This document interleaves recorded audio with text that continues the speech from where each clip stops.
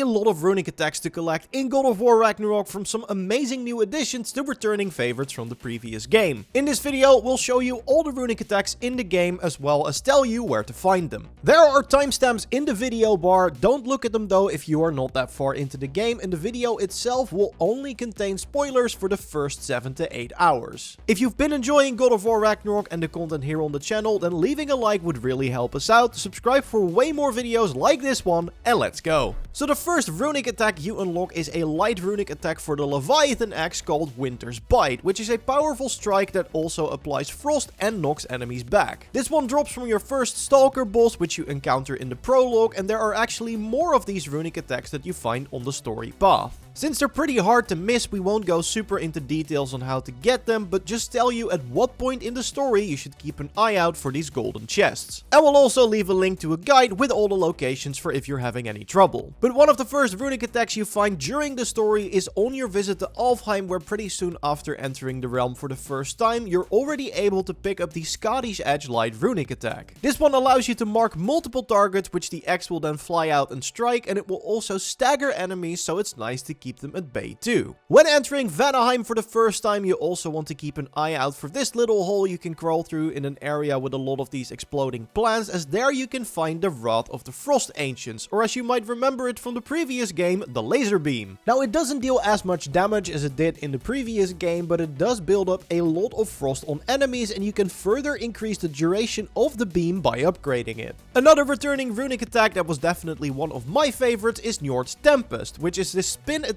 that can be upgraded to have a whirlwind effect that does extra frost damage. It's pretty good against both groups of enemies and single targets, with the final hit also pushing enemies back. You find it in one of the mining rigs on Svartalfheim over here on the map. If you follow the quest to destroy the rig, you can eventually make your way back down with this chain. Do that, then lift the crane in the middle of the rig to its highest position, climb back up, and then use the blades to jump across. And then turn right from there and another right, and you will find the chest containing this attack. The final light runic attack for the axe can be found in Alfheim in the second optional region of the desert. During the Song of the Sands quest, which starts over here on the map and has you saving a giant jellyfish, you will eventually reach this large cavern. Then just climb up the wall here, turn around and throw your axe at the light crystal to open a path that will lead you to a chest containing Hell's Touch, another returning runic attack which can now be upgraded to include a second blast right after the first one. It's actually an amazing skill to interrupt enemies, and it has a relatively low cooldown too. There is actually another heavy runic attack for the blades close by in that second region of Alfheim, but we will get to that one in a bit, because first we want to get a heavy runic attack for the axe. At one point in the story you are sent to Midgard, where you will eventually come across the derelict outpost over here on the map. Instead of continuing with the main quest, explore this area to find a chest containing the Ivaldi's Anvil heavy attack. This was of course the first heavy runic attack you unlocked in 2018 too, and it's still pretty powerful, especially after upgrading it with a second slam. The first one will launch enemies airborne, and then the second slam launches them way back, so it is a great tool to give yourself some breathing room as well. And if you're on your second visit to Svartalfheim, you can find the Fog of Fimbulwinter in the tunnels you enter from behind these brambles you destroy with the blades. You can also return here later by taking the train card from the Nidavellir Beach realm travel door and then dropping down here. This runic attack will release a massive wave of fog that deals high frost damage and can easily hit multiple enemies, which already makes it a nice AoE attack, but definitely our favorite here is the Mists of Helheim, which you find in Vanaheim over here on the map. To reach this place, I highly recommend following the Conscience for the Dead quest, which starts over here, and then by the end of that you will have to lower this bridge. Kill the enemies, turn around and use your sigil arrows to detonate the explosive and clear the debris so you can climb down. Open the chest and this amazing heavy runic attack is all yours. Another great heavy runic attack you can grab in Vanaheim is the Leviathan's Roar, which throws out the axe and then recalls it to bounce off your shield, creating a massive shockwave. I especially love the upgraded version where you can perform 2 follow-up slams. It just looks really cool. It's also pretty easy to get. You need to return to where you fought the Forest Ancients, so just outside of Freyr's camp, and then you need to deal with this glowing spot on the wall over here. If you don't know how to do that yet, just continue with the story, but once you know what to do here, climb up and follow the path to reach the chest with the runic attack. And then the final heavy runic attack for the axe is actually located in Niflheim in one of the Raven chests. Finding and destroying 28 of these spectral ravens will allow you to open the 4th chest, which contains the Breath of Thamur heavy runic attack. It creates this massive storm around Kratos that deals more damage and frost buildup when it is upgraded. Moving on to the blades, you'll already have found your first runic attack during the story, the Flames of Anguish in Svartalfheim. It creates this fire eruption under an enemy that also deals burn damage. I actually replaced this one rather quickly after my visit to Alfheim though, as in the Temple of Light you can find the amazing Hades Retribution. Without upgrading it, you plant a bomb on an enemy that detonates after a short delay, but with upgrades you can turn this into a full combo by repeatedly pressing R1 to stick multiple explosives on an enemy. And in Vanaheim, pretty much right after your fight with the Einherjar captain, you can also grab the Helios Flare ranged runic attack that can be charged up after upgrading it for even more explosions. Which is mostly great for single target damage, but if you want something that deals with the group better, you want to head to Midgard for the Cyclone of Chaos. This spinning attack swings the blades all around Kratos, pushing enemies back, and it's pretty easy to find too. It's in one of the Raider strongholds, specifically the one over here on the map, so just deal with the enemies there and then grab the attack from the chest. And for your final light runic attack for the blades, we head to Vanaheim again and then go to the Vanir Shrine over here on the map, which is also where you go for the Freya's Missing Piece side quest. When entering the shrine, take the path on the right and then follow the vines on the wall to destroy their core. There you can see the chest behind the gate, so make your way around that room, then find a crack in the back wall that you can use to drop the gate and open the chest, which contains the Rampage of the Furies. This attack is a strong single target combo that ends with a cross slash that pushes enemies back. The blades also have some amazing heavy runic attacks, 2 of which are encountered as part of the main story. On your second visit to Svartalfheim, when you're heading to the mountain with Brock, you'll come across this pretty much unmissable chest that contains the amazing AoE heavy runic attack Atlas Eruption. Mashing R2 while activating this ability will add even more slams, an effect that is made even stronger if you upgrade the attack. And when in Helheim, there's another pretty much unmissable chest that contains the Tame the Beast heavy runic attack, a heavy combo that uses the blades like a whip to smack down enemies repeatedly. If you don't want to wait for that long into the story, you can actually already grab a heavy runic attack from another raider camp in Midgard. This one is over here on the map. Again, simply clear out the raiders and open the chest to receive Tartarus Rage. This is a double slam attack that can be upgraded to improve the power of the second slam if you hold down R2. And like I hinted at earlier in the video, there is still one more runic attack in that cave in Alfheim we need to get. Again, after entering the Forbidden Sands and following the Song of the Sands quest to release the jellyfish, you will find a chest in a room with some Grim on your way out of the cave. Deal with your enemies and open the chest to find the Nemean Crush, which is mostly useful because it deals decent burn damage and knocks enemies back, but upgrading it does add some nice AoE explosions. The move hits a pretty wide area in general, but since the damage is a bit lackluster, I recommend only using this against groups of weaker enemies. And by far the most spectacular and powerful attack for the blades is the Meteoric Slam, which brings down this rain of fire on enemies in a huge area of effect. Again, you'll need to hunt for Odin Ravens to grab this one, as the chest that contains the attack requires you to find 38 of them in order for it to open. Now there is actually more to discuss here, but doing so requires getting into some pretty major spoilers. If you haven't finished your second story visit to Svartalfheim yet, do that first, don't forget to subscribe on the way out, and then come back to this video later.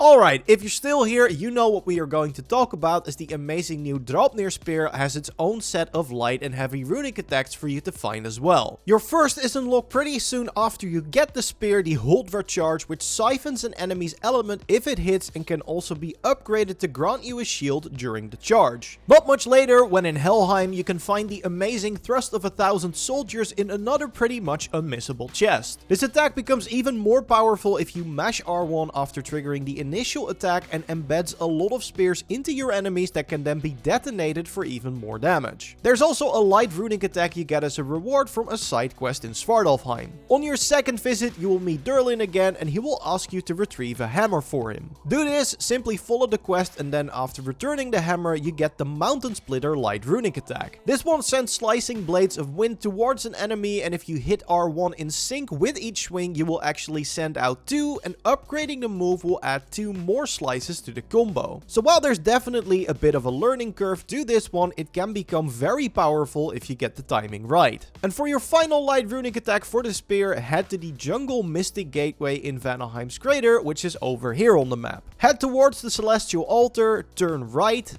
jump up, and then turn right again. Jump between these marked spots with your blades until you climb up here, and then it's just a matter of using the sigil arrows to destroy the brambles blocking your path and the chest that contains the Whisper of the World. This is mostly a very nice ability for crowd control, as it drags enemies in and then pushes them back with a massive wind blast that also deals damage. Now, needless to say, there are some pretty great heavy runic attacks for the spear too, with the first one you get from the story probably being my favorite. The Artillery of the Ancients drops from a boss during the Creatures of Prophecy main quest in Vanaheim, and it literally showers the battlefield in a rain of spears. Some of these will actually stick in the ground or in enemies, after which you can detonate them by pressing triangle. Later on in the story, from a Flame Phantom in Muspelheim, you also get the Windsvaller's Windstorm that creates a cyclone that rampages for a couple of seconds, and you can summon even more cyclones if you upgrade the skill. You can also find a heavy runic attack next to the Western Plains Mystic Gateway, which is over here, also in Vanaheim's crater. Immediately to your left, you can see one of these glowing spots, so embed a spear, then drop down in front of the Celestial Altar, turn left and throw a spear at the other 2 points in the rock wall as well. Detonate them and you can pick up the Honor the Fallen from the chest. This is a powerful dive attack that knocks enemies back, and at max level can be charged by holding the button for an even stronger version of the attack. And if the cyclones from the Windsvaller's Windstorm weren't big enough, you can find the final heavy runic attack for the spear in the final Raven chest, which means you need to find all 48 ravens in the game in order to get it. But yeah, similar to the other 2 attacks from these chests, this Finger of Ruin runic attack unleashes a massive AoE, this time in the form of a giant tornado, which will repeatedly knock enemies back into the air. Let us know your favorite runic attack in the comments, subscribe for way more God of War Ragnarok videos, as we got a lot more content coming your way, and of course leave a like on this one if you enjoyed it. If you want, you can watch our previous video on how to find and defeat all berserkers in the game to unlock an amazing relic by clicking on the screen. I will see you in the next one. Goodbye.